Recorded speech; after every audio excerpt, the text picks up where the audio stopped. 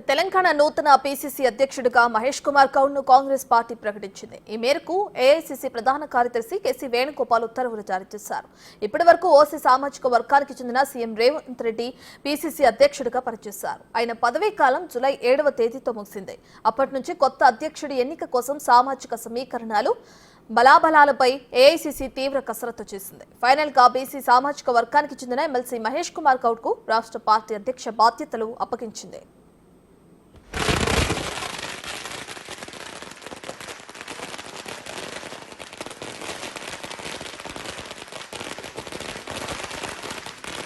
అయితే పీసీసీ అధ్యక్ష పదవి రేసులో చాలా మంది సీనియర్ ఉన్నప్పటికీ పార్టీ మహేష్ కుమార్ గౌడ్ వైపే మొగ్గు చూపింది. కాంగ్రెస్ ప్రచార కమిటీ చైర్మన్ మధు యాష్కి గౌడ్, ప్రభుత్వ విప్ పట్లూరి లక్ష్మణ్తో పాటు మహబూబాబాద్ ఎంపీ బలరాం నాయక్ పేర్లు కూడా గట్టిగా వినిపించాయి. చివరికి మహేష్ కుమార్ గౌడ్ పేరును ఫైనల్ చేసింది.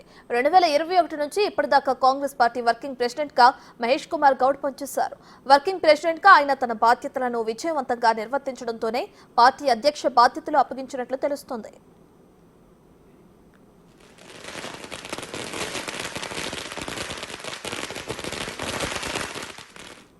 బొమ్మ మహేష్ కుమార్ గౌడ్ స్వస్థలం నిజామాబాద్ జిల్లా భీమ్కల్ మండలంలోని రహత్ నగర్. ఆయన 1986 నుంచి 1990 వరకు కాంగ్రెస్ పార్టీ విద్యార్థి విభాగమైన ఎన్ఎస్యుఐ నిజామాబాద్ జిల్లా అధ్యక్షుడిగా పనిచేశారు.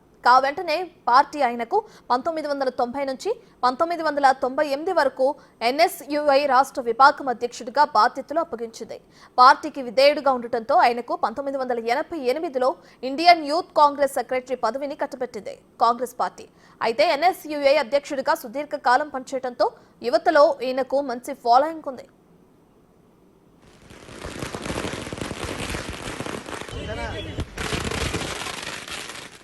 ఇక 2000 నుంచి 2003 వరకు పీసీసీ సెక్రటరీగా పనిచేశారు.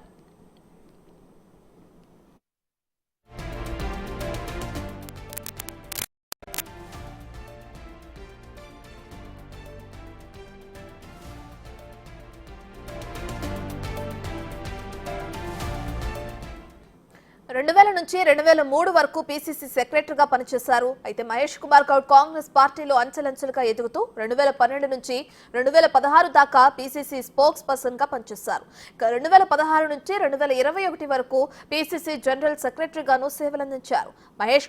మహేష్ కుమార్ గౌడ్ 2014లో నిజామాబాద్ అర్బన్ నియోజకవర్గం నుంచి కాంగ్రెస్ పార్టీ తరఫున ఎమ్మెల్యేగా పోటీ చేశారు.